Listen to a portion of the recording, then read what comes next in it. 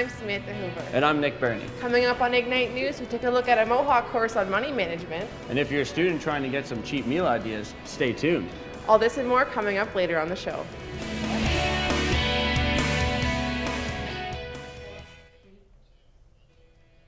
Good afternoon. Welcome to Ignite News. I'm Samantha Hoover. And I'm Nick Birnie. Here's what's making news. A local Hamilton teen has been arrested in connection with making a fake Ontario driver's licenses as well as health cards and drug and weapon possession. At the beginning of March, police used a search warrant for a Stony Creek residence where they uncovered a fake identity document as well as electronic devices, a replica handgun, and a large quantity of cash. The teen was then arrested March 10th and is now being held for a bail hearing. An Ontario Court of Justice is formally acquitting a Brampton man of some charges in connection with the Burlington Skyway Bridge crash in 2014. Judge Fred Campling threw out charges of driving over the limit and impaired driving Wednesday morning, leaving 36-year-old Sukhvinder Rai with a dangerous driving charge and 4 counts of mischief endangering life. Rai registered a score of .226 on one breath test. The court deemed it inadmissible because it was taken more than 3 hours after the incident. Rai has pleaded not guilty to remaining charges. There are plenty of activities going on this weekend in and around Hamilton. So let's hear from Bacchus Omar for this week's community calendar.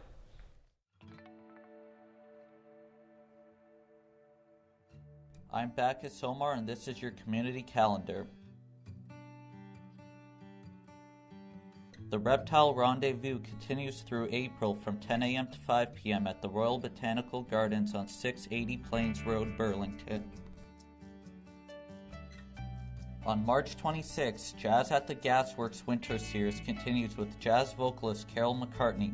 Come out to the Gasworks Theatre on 141 Park Street North and jazz things up. If you're looking for a new exciting way to get fit, come out to a Tai Chi My Style class Sunday, March 27th from 12:30 p.m. to 2:30 p.m. on 947 Rymel Road East.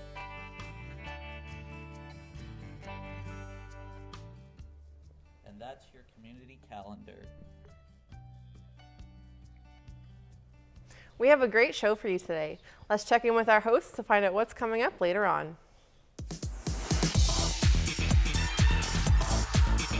Hi, I'm Madison Fitzpatrick. Someone in the entertainment world has left us. Find out who later on Ignite. I'm Kyle Medeiros. March Madness starts today and we have NHL expansion news. You can find out more on sports. Hi, I'm John Passion. Spring's right around the corner and the skies are getting sunnier. More on that on the weather. So Mohawk radio station 101.5 The Hawk has been offering students a realistic experience in the world of radio. Ignite News reporter Kyle Medeiros has much more. The Hawk 101.5 FM has been a great avenue for students at Mohawk College to gain experience on a real radio station. What we try to do here is we try to emulate how a commercial radio station runs. Our model is a little different than most campus stations across Canada in that I've created a framework that emulates commercial radio. I built this frame out of wood, I put drywall up, but then the students and the volunteers that do radio shows here, they're the ones that provide the color. They're the ones that provide the content. So, you know, it's their thing, but it's within the framework of how most people who listen to radio expect radio to sound. I didn't come to Mohawk officially for radio. I came for film, and then I walked into the Hawk and I fell in love with radio. So I started the program and it was awesome. I've loved it so far. I was hired into the industry within 2 months of being in the program, so it's definitely paid off. A lot of them have come back to me and said, you know, Les, can I do a show here, a weekly show, and just to keep my toes in it. And I have a lot of them back here to do shows. There's a whole handful of former graduates that are here doing radio shows on a weekly basis.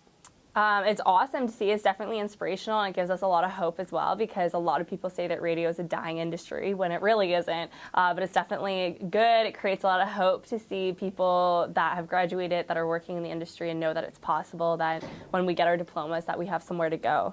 The college was always just kind of one of those places where you got a chance to learn everything you wanted to and really get immersed in the early stages of the business. And I think that was really the big thing, is it kind of getting your feet wet and getting an understanding of where the business really began, I think. People say that radio is a dying industry when it really isn't, but it's definitely good. It creates a lot of hope to see people that have graduated, that are working in the industry, and know that it's possible. That all of us have been affected by cancer in some form or another. Reporter Taylor Mazzalira has checked out an event in Burlington that helps bring awareness to a particular type of cancer.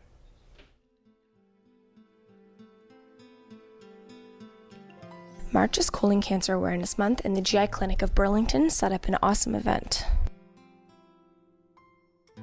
We are here at Burlington Bowl for their Bowling for Butts event, which is raising awareness for colon cancer. We talked to John Robillard and asked him why he thought this event is important.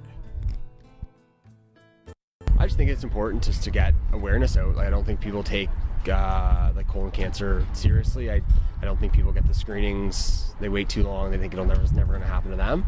All the proceeds from the event is going to Colon Cancer Canada, which is a national organization dedicated to saving lives through increasing public awareness of colorectal cancer, funding research initiatives, and providing colorectal cancer patient support. We talked to Dr. Laura Stover, who attended the event, and she told us what the best way to prevent colon cancer is. Screening colonoscopy is the best way to prevent colon cancer, and 1 in 5 adults over 50 are going to have polyps, which can lead to cancer. In order to raise more funds, the clinic set up a table for raffle items. North America has one of the higher rates of colon cancer, and so it's very important to get screened. Average risk screening is for patients who don't have a family history of colon cancer or previous colon cancer or polyps. So for the average individual, it will be starting at age 50. There's a variety of ways you can do it. The fecal occult blood test, the stool smear test is one of them. Colon cancer is preventable. Awareness is the most important thing the most important message to get out there. So, and that's our hope today. Today was a complete success in terms of fundraising, but more so awareness of colon cancer. At the end of the day, we realized that colon cancer is preventable, treatable, and beatable. Reporting for Good Night News, I'm Taylor Mazzalira.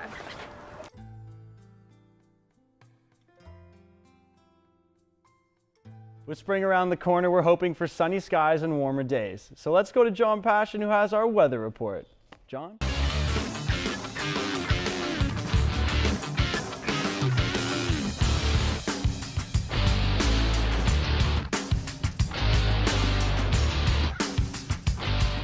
Just a few days away from spring, and it looks like we're through the worst that winter has to throw at us.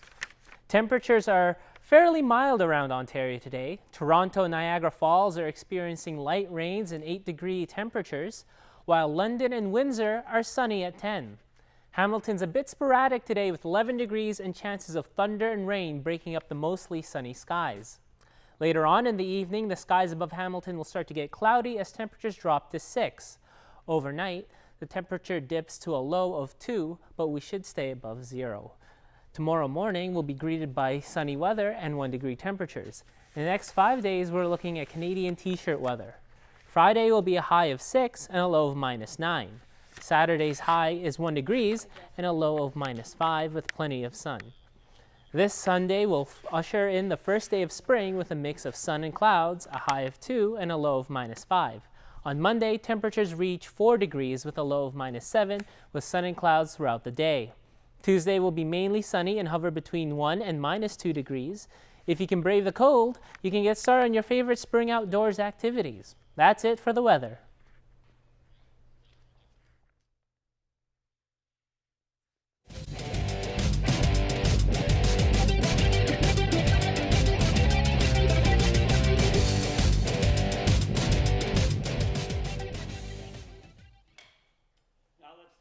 To Kyle Medeiros, who has ourselves a sports update. Kyle? Two NHL teams looking from the outside of the playoff picture yesterday have clawed their way in. The Philadelphia Flyers have extended their record to 8-1-1 in the last 10, continuing their late season playoff push, beating Chicago 3-2. Meanwhile, the Colorado Avalanche were able to down the Vancouver Canucks 3-1, thus pushing both Philly and Colorado into the final wildcard spots in their respective conferences. Other games saw Calgary winning 4-1 over Winnipeg, Edmonton getting a rare 6-4 win over St. Louis, and Montreal winning a heated affair with Buffalo 3-2 in overtime. Yesterday, the NHL also announced rules to an expansion draft if they decide to go that direction in the next couple of years. Notably, your favorite team will be able to protect 7 forwards, 3 defensemen, and 1 goaltender from the draft, or 8 players and a goaltender. And don't worry, prospect junkies, any player that is on an entry-level contract in their first or second year will also be protected. Commissioner Gary Bettman says, you may lose a good player, but it's only one. Currently, Las Vegas and Quebec City are the most likely spots for expansion. NBA scores last night included an exciting 99-98 Cleveland win over Dallas. The win moves Cleveland 2.5 games above Toronto for first in the East, and the Golden State Warriors extended their record to a 50th straight home win, manhandling the New York Knicks 121-85. Golden State will enter San Antonio Saturday night. They will challenge the Spurs' own home record, where they are 33-0 on the season. Tonight, you can catch Toronto and Indiana at 7 on Sportsnet 1. Finally, March Madness starts today, so make sure you get your brackets in. You can catch Kitchener's own Jamal Murray tonight when number 4 Kentucky faces off against number 13 Stony Brook at 9:40 in East Division action. The 19-year-old guard, nicknamed the Blue Arrow for his bow and arrow celebration, is averaging 20.1 points per game this year, which is a freshman record for the Wildcats. Now, back to the desk. Mohawk College offers many services to their students. One of these services is a course on money management. Manly Alfano has the story. Of all the stress that students face, money is probably number one. The Mohawk Student Association is applying help in the form of money. A lot of the problems with post-secondary students is they don't have a lot of financial literacy, and this helps them balance their budget with their OSAP money coming in and how to make it last the whole semester and things like that. So does it just benefit students, or does it also benefit the school? It benefits the school in the sense that the more financially literate the students are, the better chance they have to move on into a successful career and be able to start a family and everything after that. Students are enthusiastic about Mo Money and their services. You know what, anything that helps someone go to school is something I think is great. I think it's a great initiative that Mohawk's put in place, so I definitely support it. Some students, they don't know how to manage their finances, so they're basically always running out and they're always starving, like the starving student. So doing something like this will kind of alleviate and get rid of that starving student mentality. Mo Money holds fundraisers in order to fund students who are having financial problems. For Ignite News, I'm Manly Alfano. Board game cafes are a unique and fun way to spend time with friends and family. Mancala Monk is the latest addition to Hamilton's collection of game cafes. I've heard it said that we're in the middle of a board game renaissance. My wife and I started this board game cafe together. Mancala is one of the world's oldest board games. My wife grew up in the Philippines, so she grew up playing it as a kid, and then when we were dating, she taught it to me. It kind of came up when we were trying to come up with a name for a board game cafe. So we used to go around whenever we were in a different city and visit board game cafes, and we just noticed that Hamilton didn't have enough. We just loved the whole model. We loved board games and coffee together. And so we decided that we wanted to try to do one ourselves and provide that for the east end of Hamilton, a place for people to hang out, like young people or anybody really, but young people to hang out late with their friends, and it's kind of wholesome, it's kind of safe. So we wanted to provide that as well. And we get all ages, which is really nice. It's a really diverse group. We get young and old, families with kids, couples. It's a great place for dates. You get to know people in a really fascinating way when you're playing a board game with them. People are always looking for fun activities to do together, and it's a rather affordable way to do it as well. For some people, it's the novelty. But for other people, they're avid gamers and they're just looking for a place to meet up with their friends and try new games. Where else can you rent board games? We retail board games as well here. Our retail wall is always growing. Some people come in and they try 3 or 4 games and they leave with one of them that they like the most. We just started a Dungeons and Dragons group on Wednesday nights at 7 p.m. We do Magic the Gathering tournaments here and there. We have trivia nights. We've had some special game nights where we take a particular game and feature it and teach people how to play it. We are a cafe as well, so we try to keep our food both fun and board game friendly. A lot of shareable items. We do all of our own baking. We have very expensive Italian espresso machines, so our coffee is excellent. Just kind of like food that you can snack on while playing a game. We've got a big space, a lot of tables, and a lot of really good food and drinks, and over 1,000 board games on our wall to choose from, and it's always growing. So it's a good place to play games. It's a good time to have fun with your friends and family.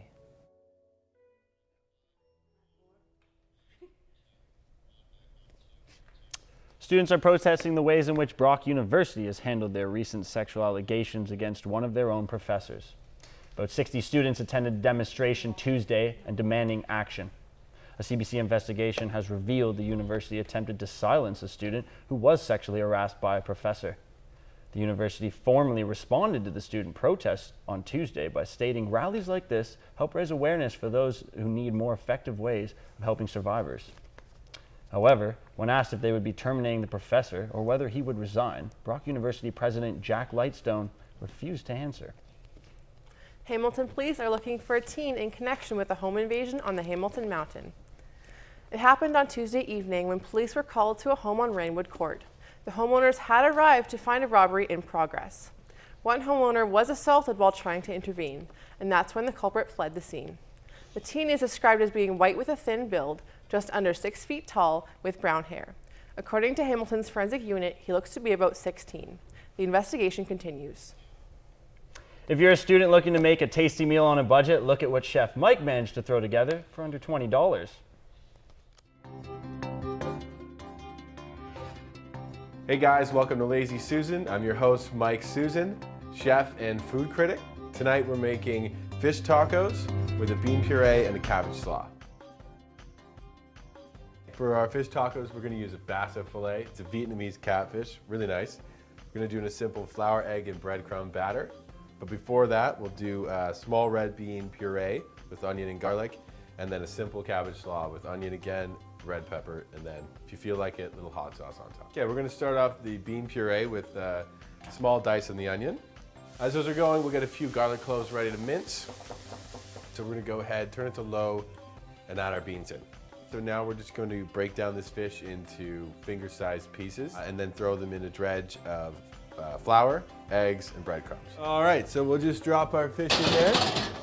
I've already started breaking down my red pepper. After that, I'll just do a little cabbage, some onion, light dressing, drizzle of olive oil, and a bit of white or red wine vinegar.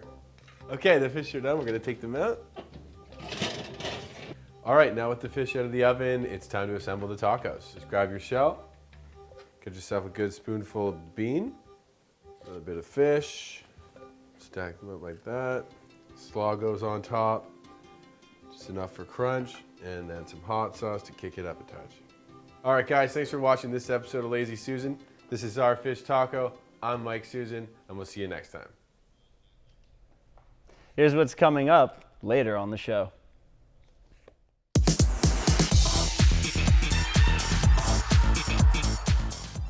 Coming up next on Fit Tips, I'm going to be showing you some easy at-home moves to target that booty.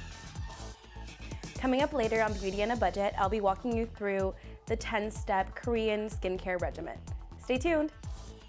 Prime Minister Justin Trudeau is expected to be grilled about his thoughts on Republican presidential nominee and frontrunner Donald Trump. The interview is at Bloomberg News in New York City today.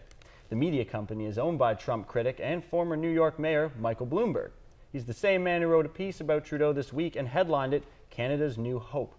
The Prime Minister has avoided mentioning the billionaire by name, despite repeated questions, saying that only he will work with whoever Americans elect to replace U.S. President Barack Obama. Hamilton's former police chief has been given ownership of his work electronics, with all sensitive information included. Former Chief Glenn DeCare got to keep his work computer and phone upon retirement in January. The Hamilton Police Service didn't bother wiping the hard drive of either device before transferring ownership. The transfers are reportedly listed in DeCare's retirement agreement, according to CBC Hamilton. Now let's hear from Madison Fitzpatrick for our update in the entertainment world. Madison.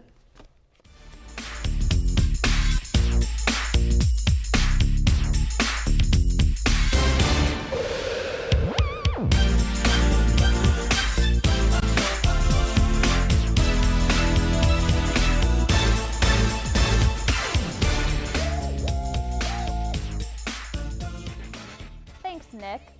Frank Sinatra Jr., who carried on his famous father's legendary life, died yesterday at the age of 72. Frank Jr. died unexpectedly of cardiac arrest while on tour in Daytona Beach, Florida. After his father's death in 1998, Frank Jr. was able to connect his music to the world to his father's, from his father's music. He performed his father's songs and arrangements a number of times in Las Vegas. Even though Frank Jr. was famous for his voice and talents, he was unfortunately in the spotlight when he was kidnapped in 1963. 2 days after being kidnapped at gunpoint, he was returned safely after his family paid $240,000 for his release. Did you watch the Oscars this year? Well, if you did, you would know that host Chris Rock made some very questionable jokes and statements that night. Many people were upset about Rock's jokes involving Asian people.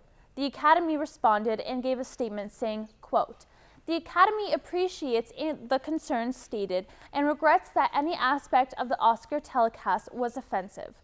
We are committed to doing our best to ensure that material in the future shows to be more culturally sensitive," unquote. This statement might be a warning to next year's front-runner host Kevin Hart. Country singer Tim McGraw hit single Humble and Kind inspired his daughter leaving from college will soon become a book. Hatchet Books said the bound edition of the Humble and Kind, featuring the lyrics, illustrations, and introduction by the country star, will come out May 17th. McGraw said he is proud his song speaks equally to the world and the individual. The book is timed to be released for graduation season, and he is donating all proceeds to charity. Now, back to the news desk. This week's Fit Tips is all about that bass. Leah Mummery shows us how to get our rear into gear.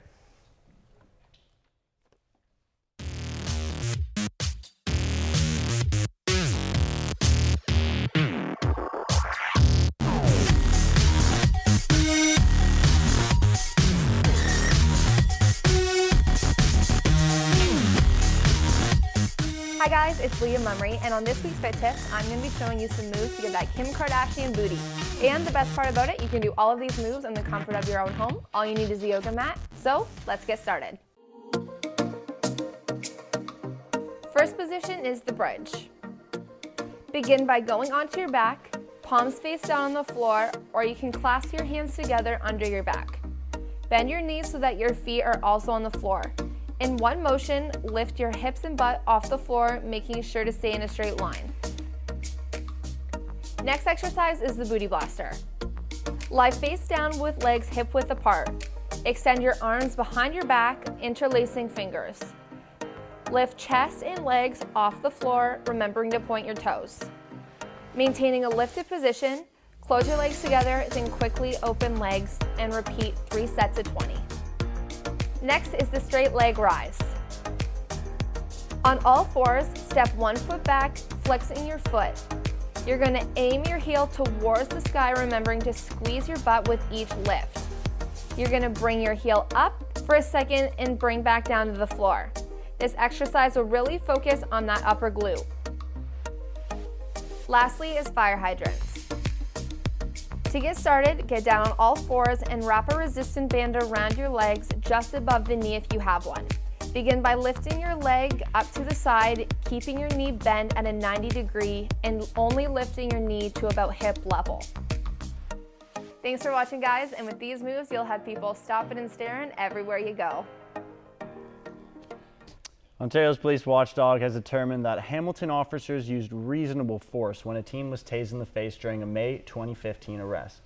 Officers were called to a Glennie Avenue home May 9th on reports of a man with a knife acting rather aggressively. The SIU, though, says there is no evidentiary basis for a finding of excessive force. The city has okayed a new high school to be built on the Scott Park site in Hamilton's East End. The old site was acquired by the Hamilton-Wentworth District School Board back in 2013 as part of a deal for a new school in the Cannon Street area. HWDSB Chair Todd White says a site plan application has been submitted to the city and hopes to have building privileges as soon as possible after approval. With the end of their school year on the horizon, some students can admit to slacking with their studies.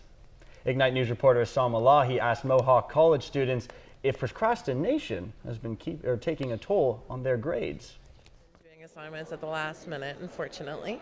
So, and I've only asked for one extension, but yeah. Oh yeah, definitely. You know, like you know that it's catching up with you, but you just let it go. I'm that bad that I know that this is due tomorrow and I have to do it, but like, oh, I'll just do that tomorrow morning. It's no big deal. Not so much. Clearly, whenever you got to get on it, you got to get on it. I don't want to be behind my studies, don't want to get a bad mark, so yeah, that's pretty much it. Been working really hard here too, so don't procrastinate. You don't want to get behind. Here's beauty vlogger Karina Bonifaz to show you the popular 10-step Korean skincare regimen on this week's Beauty on a Budget.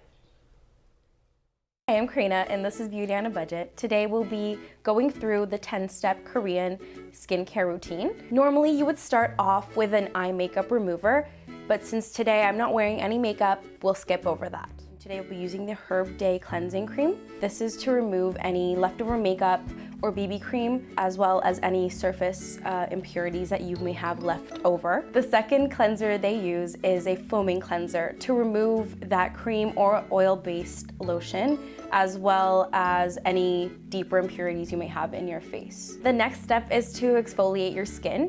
This is the Flebute Diamond Peeling. This has microdermabrasion-like effects and it doesn't damage your skin. If you do have oily skin, it is recommended you do this daily. If not, 2 to 3 times a week is great. After removing your exfoliant, you will move on to the toner phase. It is believed to remove pollutants, and this step is crucial to help absorb the rest of the products that we'll be using. Today I'll be using the Pore Minimizer, which does have powder in it. Today I'll be using the Green Tea Waterful Serum, which is great for winter. It is very hydrating without it making your skin oily.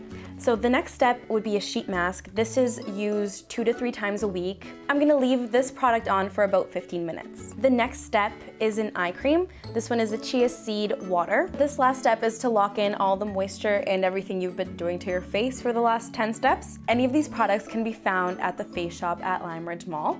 Thanks for watching. I'm Karina and this was Beauty on a Budget. So are you looking for an adventure? Do you want to capture every moment of an off-road getaway? Well, Peter Lorimer from Henry's in Ancaster gives us all the details about the newest GoPro in this week's Gear Guide. Hello, I'm Peter. We're at Henry's in Ancaster. Here we're talking today about the GoPro cameras, which are action cameras to be used mounted to your body, to your head, to your helmet, to your bike, pretty much anything. They are great for capturing action because they have such a wide angle of view, 170-degree angle of view.